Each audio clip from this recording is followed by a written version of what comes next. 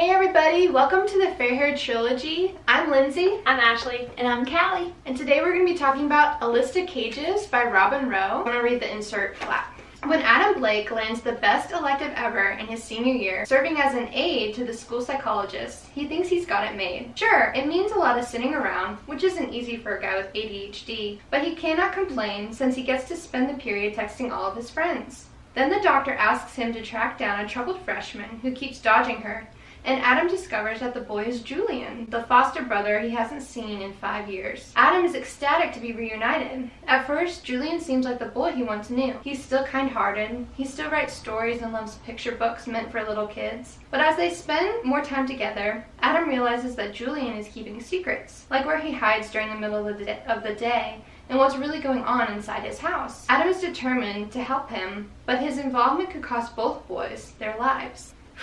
This was a tough one, guys. This was intense.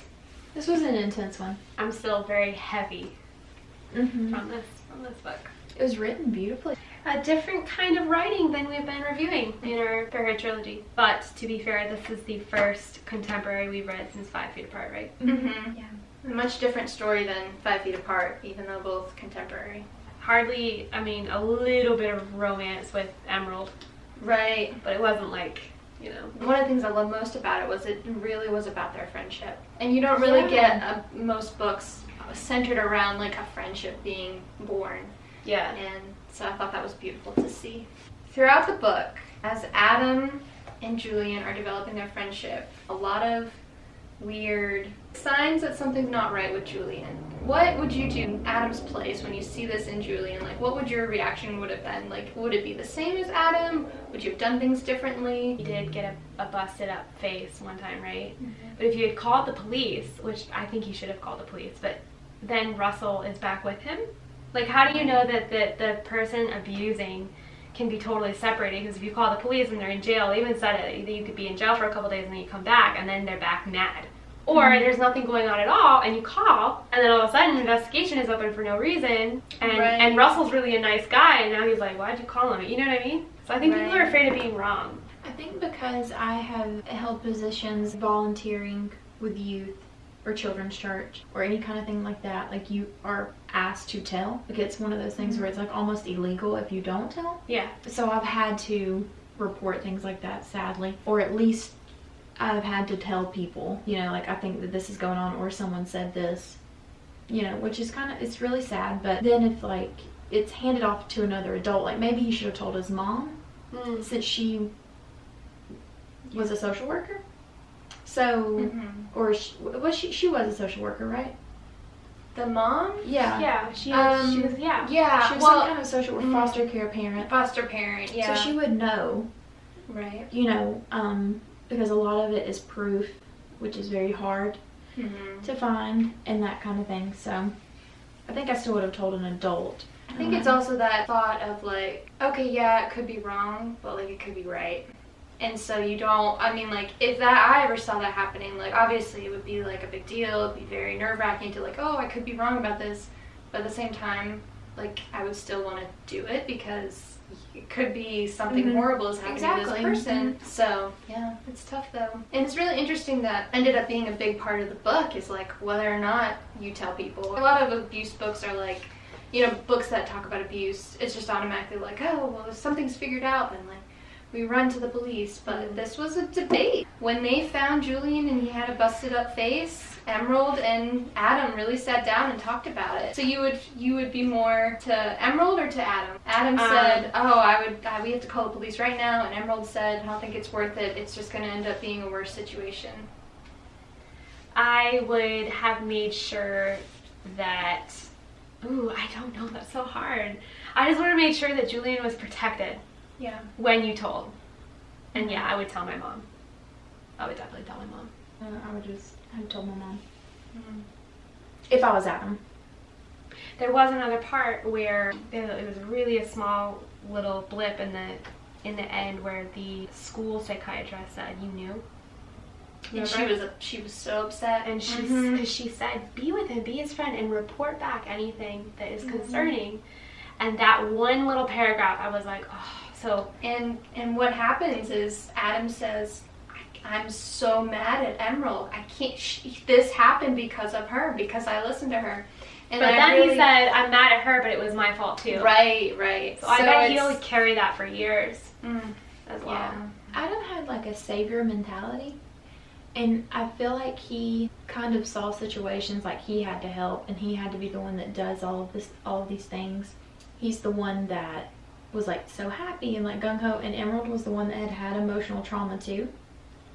So it's one of those things where it's like she could have probably called the cops on her mom for neglect, because she was left at home all the time, and her mom was, it didn't like give the portrait of like a wonderful mother figure, but she didn't, because she would have got put in the system and it would have been really bad, you know, and that kind of thing. So it was just two different perspectives from two completely different people. Yeah. And so that's kind of, it's hard, because I could see where she was coming from, because without that proof or anything like that, then he would have been given back to Russell. I also think That's how it works. Yeah. I also think Julian was the one who said, I don't want you to call too. And so when you have the person themselves saying, no, please don't, that's a little bit harder too, to feel like you're going against what they want, you know? It's hard though, because he's a child. Right. And so of course they're not going to want someone else taken from them, especially like somebody like Julian. His parents had died. Adam and his mom had been taken from him, you know. And they lied and said, we didn't. Yeah, right. You were awful. We didn't want you.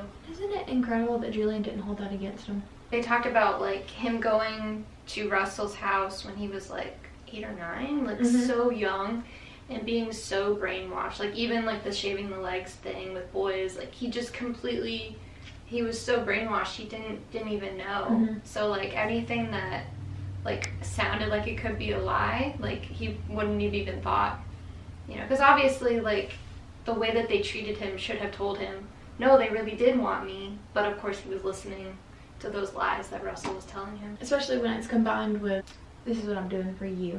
Right. I'm the one that's here. You're gonna treat me like this after everything I've done for you, you know? Yeah. So Yeah, and then in the end it was not even, it was all from Julian's parents. Like the money, and he, like Russell didn't even have a job. Like, ugh. So where would he go? I know, where do you think he would go? Probably vacation, do what he wanted. See, I think that there must have been like prostitutes and, you know, alcohol binges and maybe some illegal drugs. Like, I think he was that type of guy, doing shady stuff. Why do you think he would take that away though? Like if he was gonna do that, why wouldn't that just be in the house? It would be dirty. And he couldn't, like all of that stuff would cause a mess, I think, in his house, and I don't think he could handle it, because he was highly OCD, which, except for his one, a lot of people say that, like it's a joke in Friends, how Monica is like very OCD, but she has like her closet that's like super messy, and so like that was his office, that was like his, like he controlled everything, and so like drugs, alcohol, partying, that kind of thing would just have been too messy. Russell is so psychologically broken, they kind of had a split, you know, like he goes home and he like, you know, he does what he does to Julian, and that's like one area of his life. He just like his compartment, how do you say the word? Compartmentalized? Yes, that's what I think it is. You know how some people don't let things, yeah, you know what I'm bleed talking in. about? Yeah. One of my favorite quotes, I really liked this one because it really made me think about how I was when I was little. The main reason I don't like English is because Miss Cross makes everyone read out loud, and when it's my turn, I stumble over my words and she tells me I'm too quiet.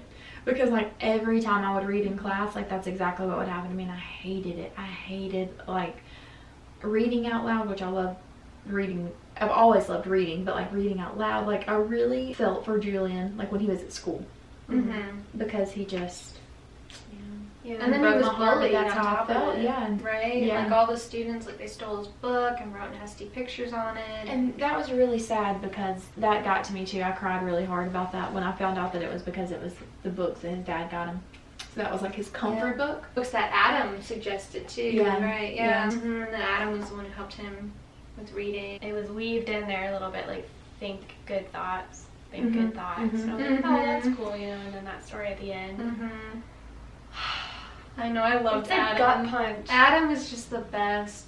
And what I loved about him too was like, his friendship meant so much to Julian, and it made all the difference, but like he wasn't perfect in that friendship. You know what I mean? And like that's beautiful to me that like she could have told the story that way. Like it still made all the difference in Julian's life, even though Adam wasn't perfect. His friendship wasn't perfect. So do you think they were friends? Adam and Julian? I think that they were even more than that. I think they were like brothers. You know? Yeah. You don't think they're friends? No, why not? I think that Adam wanted to take care of Julian. I think it was like a brother relationship, not like a friend relationship. I think it was very much like closer. I'm the older one, I'm the protector one. So I get what you're saying in that sense. It wasn't like equal playing fields. It was more like a brother, like older brother, younger brother. What could have been added into this text to make it more friend? There was always like a sense of pity when Adam was around Julian. Like an underlying. Yeah, like he's so small, his big eyes, he's... Like, Julian, do you want to come? Everybody be nice to Julian. Julian doesn't have to play the game. Don't give that to Julian. Yeah, like patronizing. Yeah. Which is smart. I mean, like, I loved their relationship. I really loved their relationship. But I don't think I would call it friend. On Julian's part, I would call it a friend. But I think that, like, outside looking in, it was not friend. So I wanted to ask you guys what you thought about Charlie. I like Charlie. Charlie's my favorite character. He was one of my favorites. Besides Julian. He was, I mean, the way that it started out with him not liking Julian and being mean to him, and then you get all the way to the end, and it's like he saves Julian's life, basically, and Adam's life, basically. Risked his own life to save them. My favorite scene in the entire book is the one where he picks Julian up, and he's like, hey, do you want to ride?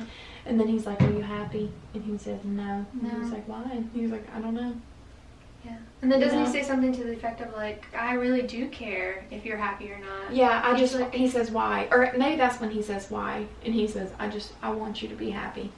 Yeah. I like that he talked his mom out of naming the baby Shiv.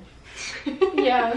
I love that part where when they get to when they're in the hospital and all of Adam's friends come, he's like, oh, hi everybody. They're all crying, hugging him, and he's like, okay, like it's midnight, like leave, and they all just sit down. Now they, I think, were friends with Julian. Like I think that they actually were friends. Like I think that they really considered him part of their group then. I think it's because Adam really did take on, like you said, that savior kind of mentality. Like I have to protect him, I have to fix all this. So what did you think about the lists?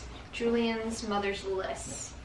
What do you think they meant? Fascinating. Do you think they had meaning, or were they just random things that she wrote down? I could see myself doing something like that. So I don't know. I would write stuff. I write stuff down all the time, like lists. I find stuff from when I had my very first job, when I was a secretary. Like very first job, I was like 17 or 18, and I found like a notebook, and it was just lists of stuff. And I was like, what is this? Why did I write all this stuff down? I have no idea. I mean, if anything, it tells that she's actively looking at things and like searching and having dreams. I don't know, like the, for instance, like the places at highest elevation. Like, why would you write a list for that? You want to go, or looking at the facts surrounding, or something. You know, like you're at least like, I don't know. And then like the movie thing, that's probably a list of movies she's gonna watch. Couldn't have just been totally random. There's a reason you write a list, right? Yeah. I think that they probably did have a meaning, like, oh, here's a list of movies I was gonna watch, or oh, here's a list of places I was thinking maybe I would travel. But like, I don't think it had any sort of deeper meaning that Julian was hoping for. But of course, when you lose somebody, it's like any little piece of them is like the biggest deal in the world and has to mean something so grand. And then the way that it ended with him saying, they couldn't have left me because I was still their purpose. Yeah. Did you do that? Yeah, I was gonna read it. Yeah. You want me to? Yeah, go for it. This is right after he said they didn't finish their mission. And was really distraught about it. And it says, gradually he goes quiet and turns to stare vacantly at the wall. I know, he sounds so tired. I know if there was any choice at all, they wouldn't have left me alone. They would have made sure I was taken care of. In a heartbeat, 1,000 memories at once. All the times I knew things I couldn't have known. All the times he was assigned to me. Julian, I say, maybe they did. just love that. I cried at that part. I liked the quote where he says, "It's strange how many ways there are to miss someone, and you miss the things they did and who they were, but you also miss who you were to them. The way everything you said and did was beautiful or entertaining or important, how much you mattered." And then Russell, I just realized this, he like throws that back into his face, like they let you interrupt, they want you, which was like they wanted to listen to him, or they made everybody stop and watch you, and it was like the whole time it was just Russell being jealous of Julian. He just never got like the therapy and the healing that he needed. He just kept living life. Parents have a heavy influence on their children and can like make or break them, and I will believe that forever and ever. That's why people have to be so careful if they want kids. So that leads us into the next question of, how do you see Julian's life going? And would you ever let him date one of your family members? Like the Julian in the book? The Julian in the book, like 10 years later. I think that Catherine will get him the help he needs. And I think that...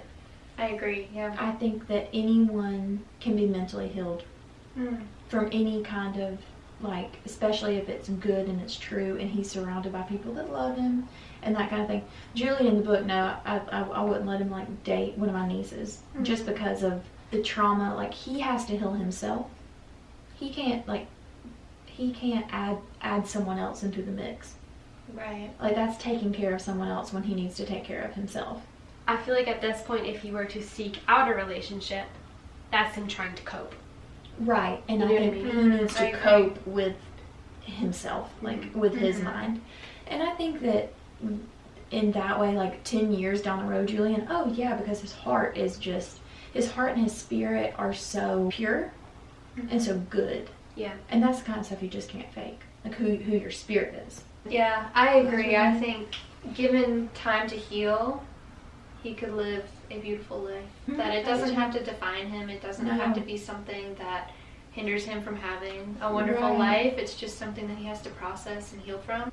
Hope the best for him.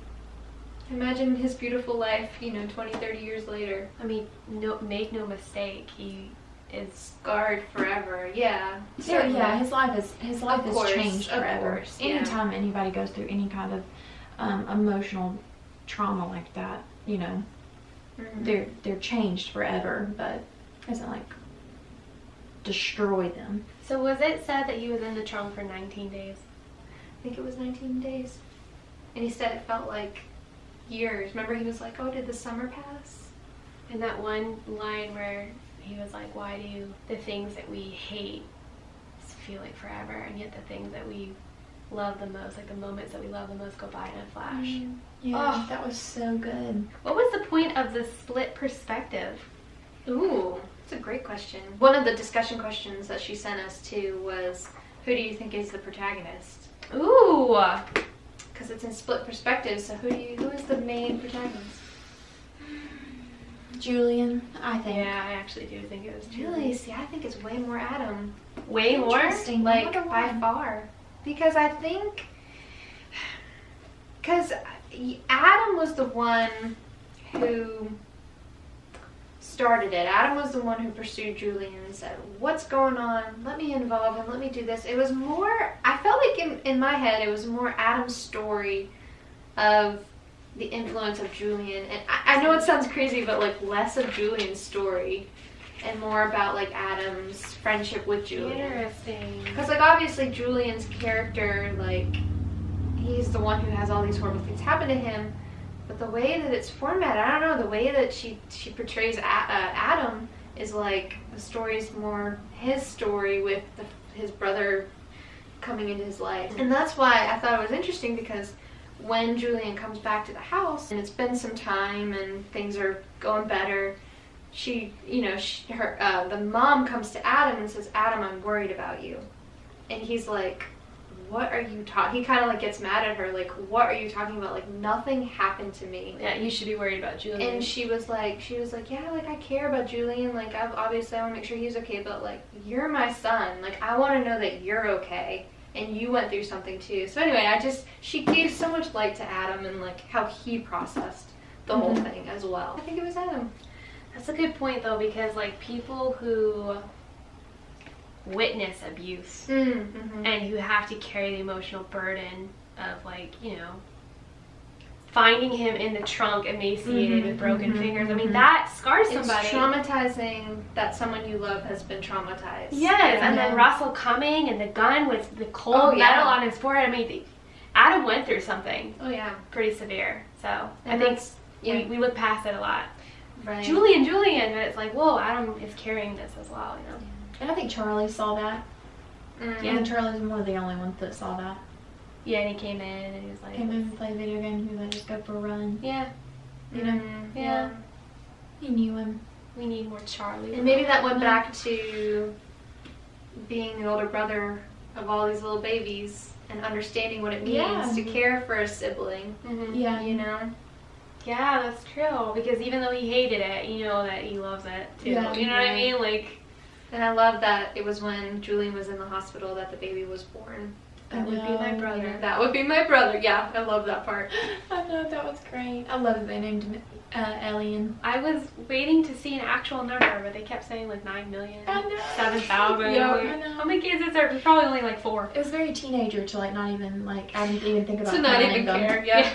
You know, like he didn't even think about counting them. They didn't even have names. They just sort of like hang on him, do like jelly hands. And, I loved when they were like, when Adam was talking about how they were all like screaming at Charlie because like they were like, oh no, your feet are gonna burn off in the lava. Yeah. And like you can hear kids saying that, like, Oh, yeah. because that I need. Mm-hmm. We've all said that at some point in our lives. But like we've played lava before, and if I'm ever rearranging like the Couch solid, position. they're like, Miss Callie, you're gonna get burned by lava. And I'm like, I'm the one that's moving them. I can't get burned yet. They're like, watch out.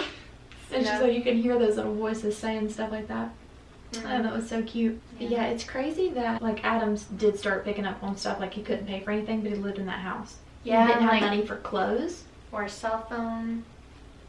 Yeah, that was like very kind of like intuitive. And then stuff like the trunk thing, like how he went and then he was like, there was just something in me that like I couldn't walk away. Stuff like that happens all the time, you know, and you're like, oh, I'm so glad I did this, or why didn't I do that, you know? A lot of like mom groups call it like the mom gut, when like there's like that one person that just doesn't sit right around your kids, and they're like, follow your mom gut, follow that intuition because it's, I don't know what it is, but it's real. Well, it's better to be wrong than right. Right. Safe or what is it? Safe than sorry. Better safe than sorry. What time is it, y'all? Because I can feel my head going. It's 9:10. nighttime. Can you feel it a little slower? Yeah. Or is it just me? And I thought it was the book too. I think it's the book too. Last question. So, were there any teachers or adults that stood out to you, good or bad? Bad Miss West. That was the English teacher, right? And it's one of those things where she had a bad experience. She didn't get the healing she needed. Maybe don't be a don't be a high school teacher where you're past the age that your child was when it died. Don't take it out on kids. Julian was abused. Like, it's your responsibility, if you become an educator, to love those kids in any way, shape, or form, no matter what you've been through. If you choose to delve into the life of a child, you give that child all of the love that they might not be getting at home. And that will always be my stance. And I do not, that's one of the situations where I'm like, she chose. She chose, and I don't feel bad. Do I hate it that her child died? Yes. That's heartbreaking. You get sick days when you're a teacher. Maybe don't come to school and make those children's lives hell. Maybe. I love that you got so passionate over that. Yeah. I mean, I've had horrible things happen to me. And the children that I surround myself with, that is in my mind all the time. I will hug them and I will love them. Because what if they go home and they're not loved like I can love them? So what about y'all? Thanks for loving my kids so well. I love your kids. I mean, I know they're loved at home, so they get like triple, quadruple. And then I was going to mention about the school psychologist and her meetings with Adam. Because I didn't really understand. She could have I don't know, done more. I just felt like she came in and she was like, oh, let's play games. Like, she didn't ever, like, want to meet with Russell. You have more of a background in that. Like, what was that about? I think what I would have done is the game that he picked, I would have asked him why he liked it. If he said, I played it once with my cousin, that's such a large time gap. Like, 5 years, like, I played it once with a kid I knew. Oh, well, what kid? Me and Russell went when I was so and so. You know, like, he would have given that information if she would have asked more detailed questions. And then it should have sent off a red flag, like, this is the only game that this child has played since he was 10? That's not normal. His shirt is too small? In my mind, she should have a folder saying that his family left him money. Why is he wearing these clothes that aren't fitting? And I think that a lot of the book, too, wanted to draw light to how broken the system can be at times. Yes. People are not perfect in the system. Kids can fall through the cracks of where there should have been red flags paid attention to. And so I think that was one of the things I was impressed by was that representation of the teachers and the adults and how the system can fail them sometimes, which is very sad that it happens. What did you think about the teachers? It's hard to imagine that anybody would be so unkind to another person. It's hard to imagine that anyone would be abused. I was shocked. Which is crazy to think because so many people are abused. But in our minds, it's so hard to look at someone and say, they are an abuser or they are an abusee. And so I think that mentality, like, you know, we do need to give grace to people too, that obviously it's not like their first thought that they want to think. How could you, like, I just don't get it. I just don't know how someone could do that. As soon as I saw that empty trunk and he said get in, I was like my heart, like everything in me turned to ice. And I mean, nobody's gonna know. But you know we're gonna hear all this rain in our video, right? Yeah. Okay. It kind of fits. Yeah. Oh, it does. This was very sad. Needs a little rating, I think. If somebody was abused like this, it needed to be in the front pages, or like disclaimer. Like a disclaimer, like a trigger. When Jesse, the reader, reviewed it, he put a disclaimer. He Yeah. said trigger. He always gives trigger warnings. Trigger warning. That's a very smart idea. But he surprisingly, because I love Jesse, but I do find him a little bit critical at times. Yeah, but he loved this book and he sang its praises. He said, I wasn't expecting much out of this book, but I read it and it's on my favorites list now. So I would say this is probably one of my top 20 favorite books. Really? See, it's so hard to gauge that because you're so mellow about it, but I know it's just the subject. But it ends well. Yeah. There's so many ways this book could have ended. Yeah, that's true. And there's so many ways that it ends for children. That's not like Julian. And that's what breaks my heart about it. I think it was very beautifully written. You know, it showed a lot of different perspectives for a bunch of different lives. So, and I think that was interesting too, that she did that. One of the things I liked is that the mom, Catherine, helped Adam with his ADHD by the draw. I knew you were going to say that. Yeah, I don't know why. I I just really holistic medicine it used stuff. to be like eating out all the time and things like that, and then she's like making homemade bread, and like that's what a good parent is. You know what I mean? Yes. And I just thought that was really kind of like she had to learn that and like get the recipe. Like I'm in that right now, doing dairy and gluten free. It's hard work, but like you're fueled by the love for your son. And it talked about how he was riddled with that medicine, you know, and even she couldn't even watch him go through that. You know what I mean? Yeah. So like there was a little Such bit of a stark contrast of a good parent versus a bad. Yeah, absolutely. Yeah, and then it gives you hope because he says, like, when Julian kind of has his flip out, like, he actually gets to grieve his parents dying, like, it had been so long. And he's like he you know, and he's hugging his knees and stuff, and Adam was like, that's how I felt when I had ADHD. You know, I couldn't even like sit still, like, and he didn't really understand why he was feeling that way. But like it was like kind of showed like a glimmer of hope that that's like how Julian will be like an Adam figure. One of the parts that I really liked was Julian's attitude when that big scene with Russell where he's being abused, and it says, I got Adam's anger. Mm-hmm. It wasn't his anger. Mm-hmm. It was Adam's anger that rose Mm-hmm. up in him. Mm-hmm. And I think that definitely shows, like, the influence that his friendship and his love towards Julian meant to him. Yes. That it really made him realize, like, no, this is not right. It's making me angry, but it's his anger that was given to me. It's not my own. That Adam, like, is teaching him what's right. Yeah. You know, because you've brainwashed for so long. What did you guys think about that one line when Russell comes back and he has the gun and he said, "This is my father's gun," and then Julian says, "Oh, like, I know you must miss him," and he goes, "I hated my dad." What are you talking about? Like, I hated him. What do you guys think about that? I thought that was interesting.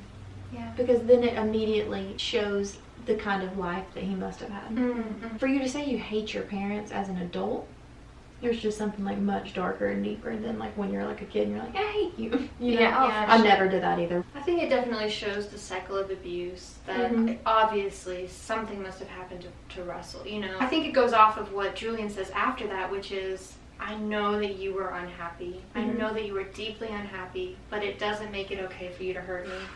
And I think that was a theme throughout the book as well. There are other parts that talked about that concept, like even in the very beginning when it talked about that kid who was mean to Julian, and his mom was like, well, he's, you know, honey, he's just an unhappy kid. Like, don't worry about him. He's like, he still hurt me. You know, like, what are you, like, I'm sorry you're unhappy, but, like, you still can't do that. And so I think it goes back to, even when you understand the demons of someone else and why they may be abusing, it doesn't make it okay that they are doing that. You know, and it made me think of like domestic abuse too, like a husband and a wife. It's like, I love my husband so much. Like, I get that he's hurting. I get that he's unhappy. Like, I get why he's doing these things, but like, it doesn't make it okay. Right. And so I think that concept was really beautifully portrayed. You know, we were off camera, and I was saying that mental illness can become a generational thing, and if you allow your trauma and your hurt to infiltrate that. It's going to bleed in. It's going to affect, like, the worst thing that could have happened to Russell was getting a child. Yeah, absolutely. And he could not handle it. Like, he couldn't handle it. Hurt people hurt. Yes. And that is so true. And, like, and he was married, you know, and he died, and she had died. Yeah, that was a little fishy. That also brings up the question, too, of why he wanted Julian. Gotta have been the money. Because, it probably because he was with Adam and Adam's mom. Like, he was fostered, he was fine, but then he came in and took Julian. And probably because at first they're like, oh, he has no living relatives. Right, he wasn't around. So it's like, I'm gonna be honest with you though, I'm a godparent to 5 children off the top of my head from different families. They had explained, you know, like the terms and everything, like if something were to happen to them. And most people put it in like a will that like it cannot be used for anything other than college, and then like to help them like raise them. Like I couldn't go to the grocery store with like their life insurance money and buy like all stuff for me. But then, like, how do you regulate it? At some point, and it's like a house too. Like, oh, I bought a house to live in with him, or I bought groceries. You know, it's like, how do you? But what happened is that they left Julian to her sister. Right. They didn't know who Russell was, and then that just because of that marriage, like that's why he got Julian. Yeah. And that's terrible. Like, obviously, like when I'm written down to somebody's will as a godparent, they know me. You know, it's not like just somebody. Are you first pick or are you after grandparents? First pick. I'm first pick on all of them? Wow. The ones that I can think of. That is a high honor. I know. Oh, I cry every single time somebody tells me that they ask me to be their godparent. I cry every time because that's just such a huge, and that's what kills me too about. Like, I had thought, like, I would never, like, I was thinking about that, too, when I was reading, like, to think that, like, your child was taken care of. Like, there's peace in knowing that your children, there's peace knowing that there are people that would love and take care of your children. If something happened to you and Michael. You know? I don't know, am I one? I think you are number 1. Wow. Because, like, parents get older. you know? And you know that, like, if something happened to y'all, I would help Lindsay. You know what I mean? Yeah, Like, that's why I'm taking you out to her ice cream. number one because we have a support system. It's really just, Right. and I know that you're younger, obviously, and I Mhm. know this is weird, and I'm gonna edit this out, but I know that Lindsay would honor my wishes more than my mother would. Mm-hmm. So I know that, like, the temperament that you raise them in will be a little bit more like follow your dreams. Remember raising Helen? Yes. When she said, Very good example. That's one of my top 5. She Have you said, read- "You're an have you amazing seen mom" it? to No, I her can't one remember. sister that she didn't choose. She was like, "You're an amazing mom. You're like rock star mom, and I love you so much. But I chose the other sister because she's more me Yeah. than you are, Mhm. and that's the only reason. You have a wonderful life. She was the stay-at-home mom who had all the kids. She's home baking things. She was an pregnant. amazing mom. She said, "You're an amazing mom, but Helen is more me than you are, and I want my kids to know me as much as possible." Helen was like a fashion editor, and she had no kids, and Right. You And guys so, know the movie. Yeah. It's It's a great movie. I love that movie. I have one friend, the way that, like, when I would babysit her child, and she had a schedule, and, like, I honored her schedule. She was like, "No, there's no question of mine," and that's why. And obviously because, like, it's one of my dearest, best friends since high school, over 10 years, and she said that I know that you would love my children more than anyone because you honored what I wanted. What I wanted for them. Never judged that. you are one of the least judgmental people I have ever met in my Thank entire you, life. Ashley. I know. I've been Ash's house and just, like, grinding up cashews to make fake cheese. Or her kids are like, "My mom uses the style noodles." Oh, sorry. Yeah, some people You would know be what I like, mean? "What the heck are you serving And them?" I'm like, "Well, just blend this up and pour it on Yeah. the cheese and warm it up." And that's fine. You've come over a few times. I'm like, "Sorry, my kids are naked and run around in underwear." That's cool. You know, like other people would be like, Really did like this book. It's in my top 20. I'll never read it again, but I would recommend it to people. For sure. with a little warning, right? Oh, yeah. Like, I think... The book should have it. Yeah, I think the book should have it, but I think all guidance counselors and child psychologists Interesting. should have to read this book. Well, I kind of agree.